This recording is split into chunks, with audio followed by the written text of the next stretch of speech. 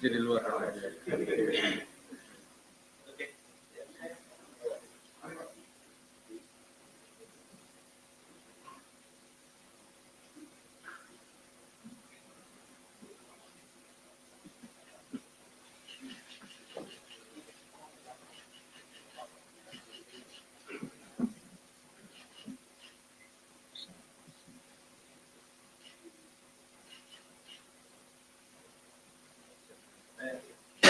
Baik, bismillahirrahmanirrahim. Assalamualaikum warahmatullahi wabarakatuh. Selamat sore rekan-rekan semuanya. Sore hari ini KPK akan mengumumkan para tersangka dan juga dilakukan upaya paksa terhadap para tersangka dimaksud terkait dengan dugaan korupsi pekerjaan pembangunan Stadion Mandala Krida pada pemerintahan daerah istimewa Yogyakarta. Memang ini sebelumnya kami juga sudah sampaikan ya pada teman-teman semuanya bahwa KPK sedang melakukan kegiatan proses penyidikan terkait dengan pengadaan barang dan jasa ini, dan pada waktunya nanti pasti kami akan sampaikan secara utuh dan lengkap konstruksi perkara dan siapa yang kemudian ditemukan sebagai tersangka dalam penyidikan dimaksud. Sore hari ini hadir pimpinan Pak Alek dan juga Deputi Penindakan Pak Karyoto, nanti akan disampaikan poin-poin dari konstruksi perkara dimaksud termasuk siapa yang ditetapkan sebagai tersangka dan pasal-pasalnya. Berikutnya tentu kami beri kesempatan pada teman-teman, 3 orang penanya ya yang kami beri kesempatan untuk bertanya terkait dengan perkara ini, dan untuk efektivitas waktu bisa dilanjutkan dengan terkait dengan pertanyaan perkara lainnya ya, sehingga nanti selesai di 3 orang penanya. Baik, kami silakan Pak Alek untuk menyampaikan poin dimaksud.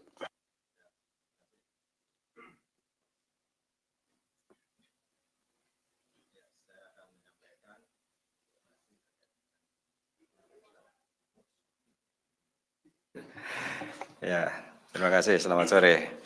Saya akan menyampaikan informasi terkait dengan kegiatan penyidikan perkara dugaan tindak pidana korupsi. Ini pekerjaan renovasi Stadion Mandala Krida di pemerintahan daerah istimewa Yogyakarta.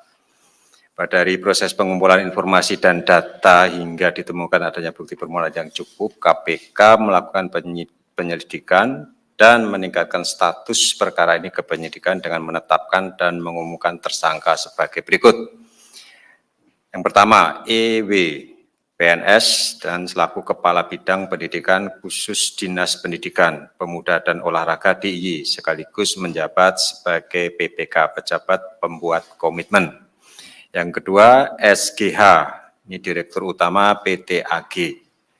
Dan ketiga, HS, ini Direktur Utama PT PNN dan Direktur PT DMI. Untuk kepentingan penyidikan, hari ini dilakukan upaya paksa penahanan oleh tim penyidik masing-masing untuk selama 20 hari pertama terhitung hari ini tanggal 21 Juli 2022 sampai dengan 9 September 2022 sebagai berikut. 21 Juli. Ya.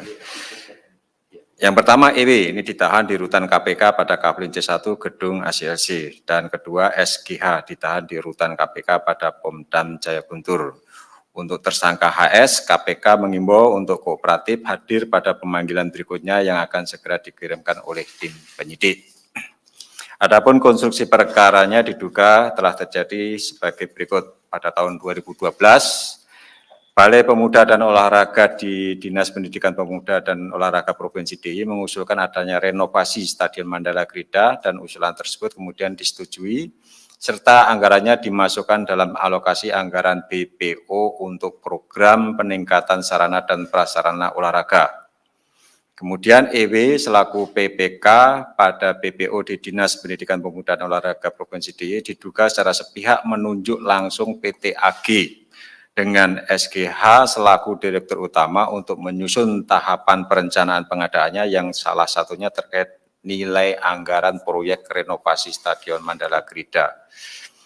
Dari hasil penyusunan anggaran di tahap perencanaan yang disusun SGH tersebut, dibutuhkan anggaran senilai 135 miliar untuk masa 5 tahun, berarti proyek multi-years, dan diduga ada beberapa nilai item pekerjaan yang nilainya di markup. Dan hal ini langsung disetujui EW tanpa melakukan kajian terlebih dahulu. Untuk tahun anggaran 2016 ini dialokasikan anggaran senilai 41,8 miliar dan tahun 2017 dianggarkan sejumlah 45,4 miliar. Adapun salah satu item pekerjaan dalam proyek pengadaan ini yaitu penggunaan dan pemasangan bahan penutup atap stadion yang diduga menggunakan merek dan perusahaan yang ditentukan sepihak oleh EW. Pada pengadaan tahun 2016, HS selaku Direktur PT PNN dan PT DMI diduga melakukan pertemuan dengan beberapa anggota panitia lelang dan meminta agar bisa dibantu dan dimenangkan dalam proses lelang. Selanjutnya, anggota panitia lelang menyampaikan keinginan HS tersebut pada EW dan diduga langsung disetujui untuk dimenangkan tanpa dilakukan evaluasi penelitian kelengkapan dokumen persyaratan untuk mengikuti lelang. Selain itu, saat proses pelaksanaan pekerjaan diduga beberapa pekerja tidak memiliki sertifikat keahlian dan tidak termasuk pegawai resmi dari PT DMI. Rangkaian perbuatan para tersangka diduga melanggar ketentuan diantaranya pasal 5 huruf F, pasal 6 huruf C, G, dan H. Pasal 89 ayat 2 Perpres nomor 54 tahun 2010 tentang pengadaan barang dan jasa pemerintah dan perubahannya. Akibat dari perbuatan para tersangka tersebut diduga mengakibatkan kerugian keuangan negara sejumlah 31,7 miliar rupiah. Atas perbuatannya, para tersangka disangkakan melanggar pasal 2 ayat 1 atau pasal 3 Undang-Undang Nomor 31 Tahun 99 tentang pemberantasan tindak pidana korupsi sebagaimana telah diubah dengan Undang-Undang Nomor 20 Tahun 2001 tentang perubahan atas Undang-Undang Nomor 31 Tahun 99 tentang pemberantasan tindak pidana korupsi junto pasal 55 ayat 1 ke 1 KUHP. Demikian saya sampaikan dan sekali lagi ini pengadaan barang dan jasa masih menjadi titik rawan dari perkara korupsi. Dan ya rasa-rasanya kalau di daerah itu 90% lebih perkara korupsi itu menyangkut pengadaan barang dan jasa. Artinya apa? Ini barang dan jasa ini masih menjadi sektor yang paling sering disalahgunakan oleh para pejabat atau penyelenggara negara untuk mencari keuntungan baik untuk dirinya sendiri maupun orang lain. Saya kira itu dan ini menjadi perhatian kami di KPK untuk bagaimana supaya sistem atau tata kelola khususnya terkait dengan pengadaan barang dan jasa itu bisa diperbaiki sehingga bisa menutup titik-titik rawan atau peluang terjadinya tindak pidana korupsi. Utamanya terkait dengan proses lelang, ya itu sering hanya sekedar formalitas karena sebelum lelang pun sering pemenangnya itu sudah diketahui atau ditentukan di depan. Saya kira itu, Ali. Ya, baik, terima kasih Pak AM yang telah membacakan poin-poin perkembangan dari kegiatan penyidikan dimaksud yang pada pokoknya telah diumumkan 3 orang sebagai tersangka dan 2 orang saat ini dilakukan penahanan sampai nanti tanggal 9 Agustus 2022. 1 orang segera kami nanti akan dilakukan pemanggilan ulang dan kami juga berharap yang bersangkutan bisa hadir kooperatif memenuhi panggilan tim penyidik KPK. Baik, silakan 3 orang penanya, kami silakan 1 di belakang, 2 di tengah, 1, 3. Oke, silakan sebutkan nama dan dari mana. Ya, saya Chandra dari Medcom.id. Saya mau nanya soal HS tadi yang nggak hadir ya. Itu dia tuh memang nggak kooperatif dari awal dipanggil atau memang ada alasan lain seperti sakit dan lain-lain. Nah jika kita tidak kooperatif, apakah KPK bakal memanggil paksa dia gitu untuk ditangkap dan dibawa ke KPK? Terus Mandala Krida ini kan kayaknya kasusnya kelamaan ya. Itu apakah ada masalah gitu atau ada kesulitan KPK dalam menangani kasus ini karena penahanannya kayak agak lama gitu. Terus kasus lain, mau nanya soal kasus IUP pertambangan di Tanah Bumbu. Ini kan dari kemarin kayak Mardani Maming gitu, istrinya dan Roy Sunandar itu kan mangkir terus kan dari pemeriksaan KPK, dipanggil juga. Dan semuanya udah 2 kali pemanggilan. Ini ada rencana KPK untuk memanggil paksa nggak? Terus mau nanya di kasus yang sama, masih di kasus yang sama. Kemarin kan disebut dalam pra peradilan bahwa Mardhani Maming itu menerima beberapa perusahaan dan usai memberikan izin pertambangan. Nah itu perusahaan itu bisa dimasukkan ke dalam TPPU nggak sih? Bahkan itu udah jadi barang gitu kan. Terus mau nanya soal Andi Arief yang menerima 50 juta dari Bupati PPU. Apakah KPK akan mendalami hal itu? Terus kan kalau dilihat di kasus PPU ini ada beberapa perusahaan-perusahaan lain yang juga memberikan uang ke Bupati PPU untuk memberikan izin. Salah satunya lah PT Telkomsel yang memberikan uang untuk izin pembangunan BTS. Nah, ini bakal diusut nggak tuh perusahaan-perusahaan yang lainnya gitu? Udah itu aja sih. Setio Aji dari Bisnis Indonesia. Mau tanya soal kasus lain boleh ya? Kasus ini, Pali kasus Sumarekon kemarin kan saya lihat di di SIP PN Jaksel itu ada direktur utama JOP Java Orient Property kan mengajukan pra peradilan Dadan Kartika kalau nggak salah. Nah itu statusnya berarti apakah sudah ditetapkan sebagai tersangka makanya yang bersangkutan mengajukan pra peradilan?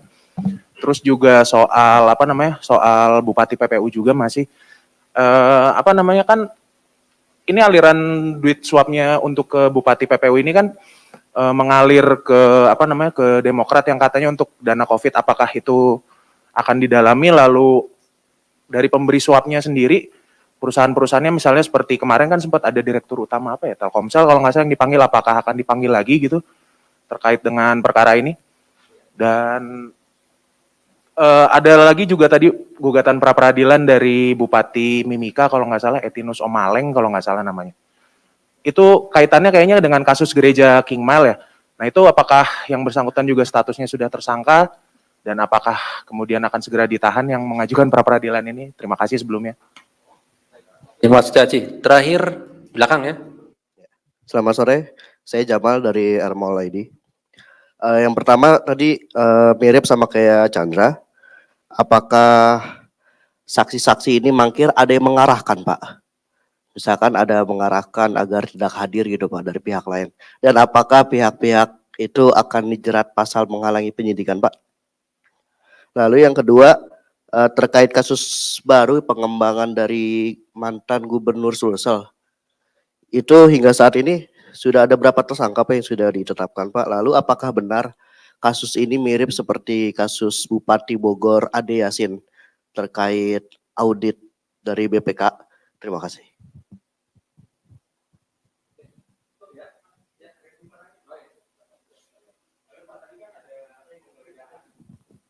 Izin tadi kan ada penggeledahan juga ya di Sulawesi Selatan. Nah itu terkait dengan pengembangan kasus apa ya Pak ya? Sama kasus lama ini Pak, kasus pajak. Ini kan pihak penyuapnya dalam hal ini konsultan pajak PT John Lin, ada Agus Susetyo, terus sama orang inilah, orang Panin itu kan belum ditahan. Veronica, betul, Veronica kan belum ditahan. Ini kapan ya Pak ya, maksudnya kasusnya udah berjalan hampir setahun kayaknya. Terima kasih.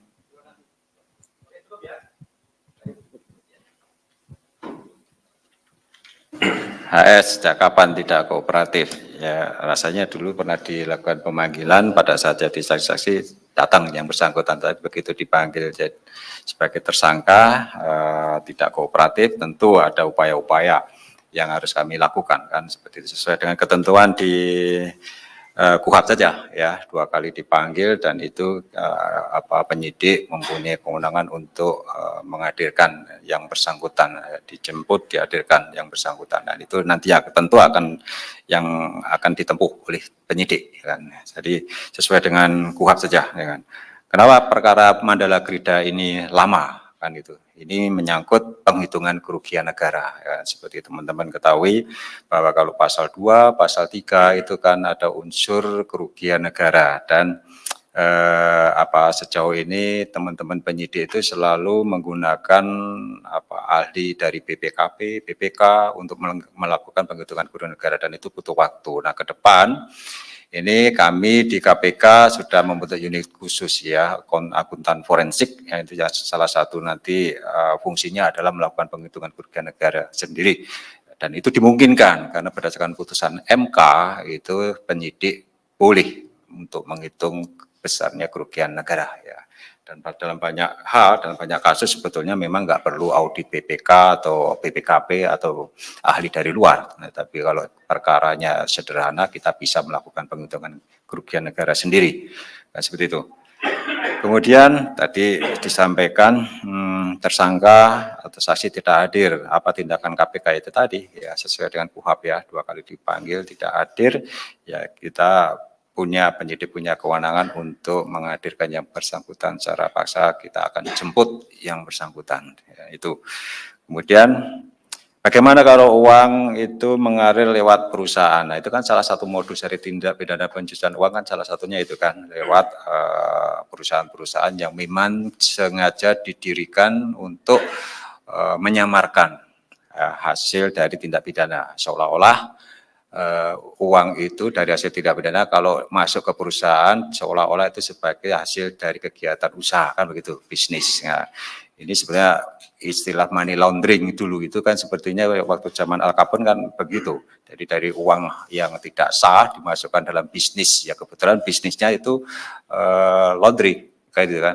Makanya disebut money laundering kan itu kan, karena dulu Al Capone itu membuka laundry gitu kan untuk menyamarkan uang yang diperoleh dari jual beli minuman keras kalau nggak salah waktu itu seperti itu. Jadi itu salah satu modus. Tentu nanti kalau itu yang terjadi setelah ada bukti cukup terkait dengan aliran dana lewat perusahaan dan kita ketahui perusahaan itu hanya digunakan atau didirikan sebagai vehicle untuk menampung uang hasil kursi, ya pasti kena itu TPPU-nya ya.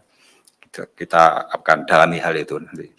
Kemudian Sumarekon itu ada yang mengajukan praper, apakah sudah tersangka? Nah, kita ketahui bahwa praper itu kan boleh diajukan ketika sudah ada upaya paksa, misalnya penggeledahan, penyitaan tidak sah, dan kemudian berdasarkan putusan MK itu termasuk penetapan tersangka, itu bisa diajukan ke pra-peradilan. Tentu saja kalau ada yang mengajukan praper, nah objeknya itu tadi, apakah penggeledahan itu sah atau tidak, penyitaan sah atau tidak, atau penahannya itu sah atau tidak, termasuk penetapan tersangka. Enggak mungkin, enggak baru jadi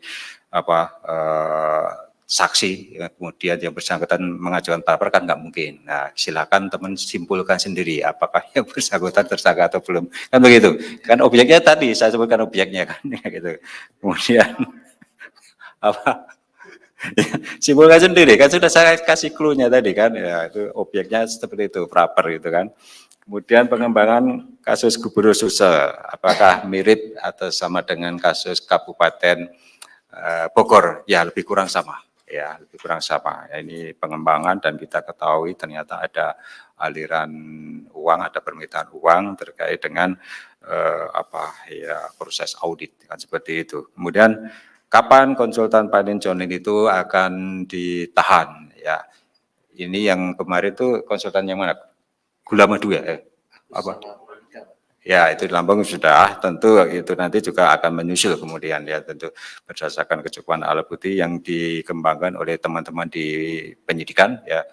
Nanti yang pasti kan dari persidangan yang sudah berjalan kan, terungkap di sana dan berdasarkan putusan dari saudara Angin Prayono kan sudah disebutkan di situ memang ada penyuapan dari kedua perusahaan ini kepada aparat pajak. Ya tinggal tunggu waktu saja. Saya kira itu. Apa yang lain? Sudah tunggu. Yang pasal 21 mungkin Pak. Apa itu yang mana? Kemungkinan apakah penerapan pasal 21 bisa diterapkan pada saksi yang mangkir ataupun ada yang mengarahkan saksi tidak hadir. Oh, menghambat proses penyidikan itu. Kan sengaja memberikan perlindungan terhadap tersangka yang sudah kita tetapkan untuk sembunyi, ya kan? Mungkin ya yang menganjurkan atau melindungi tersangka yang sudah dipanggil secara layak tapi tidak hadir itu bisa saja, ya, itu menghalangi proses penyidikan kan seperti itu. Saya kira itu, ya. Ya. Kalau di KUHP-nya kan ya 2 kali dipanggil secara pantas tidak hadir ya kita punya kewenangan, penyidik punya kewenangan untuk menjemput yang bersangkutan secara paksa, menghadirkan secara paksa, kan itu kan. Nah, ya, kita sedang upayakan dengan cara-cara yang sesuai dengan KUHAP gitu. Ya, saya kira itu. Singkat ya, sudah ya? Silakan. Oh, Andi Arief. Andi Arief. Andi Arief ya, persidangan kemarin. Andi Arief. Ya. Andi Arief itu peran dia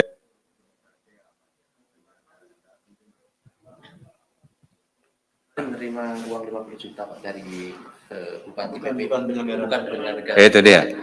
Dia itu apa, pengurus parpol. Itu kategorinya itu tidak masuk berdasarkan undang-undang ya, undang-undang tentang penyelenggaraan negara yang bersih dan berkorupsi itu tidak masuk sebagai penyelenggara negara. Memang pertanyaan seperti yang disampaikan masyarakat pada umumnya. Walau kalau begitu, kalau pengurus partai nerima duit enak-enak saja kan, ya itu. Seolah-olah itu bebas dari apa ya hukum gitu kan.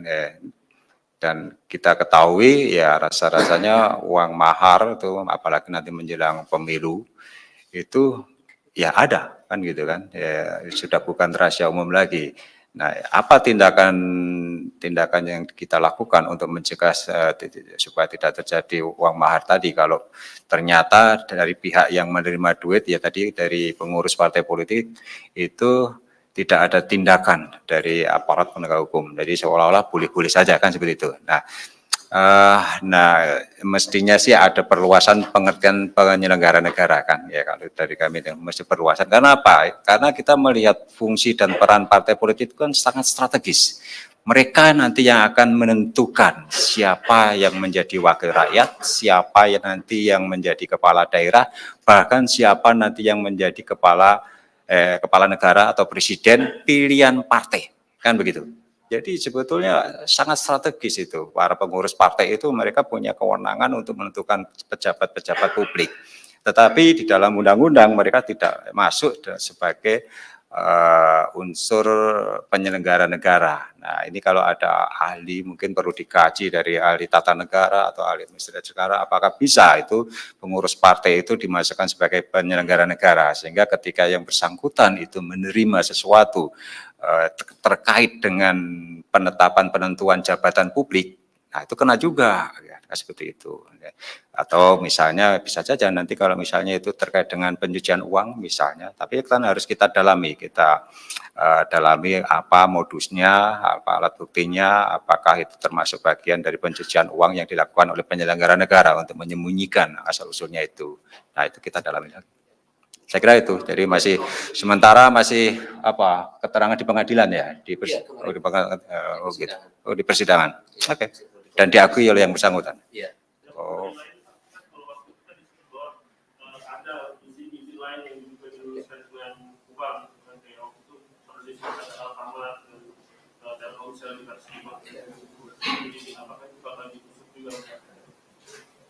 Waduh.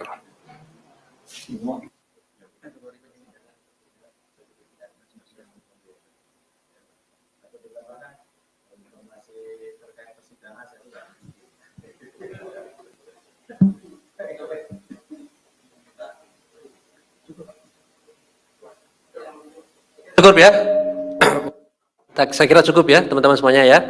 Jadi kita akhiri. Terima kasih Pak Alek, Pak Karyoto yang hadir pada sore ini dan rekan-rekan semuanya. Kami akhiri. Assalamualaikum warahmatullahi wabarakatuh.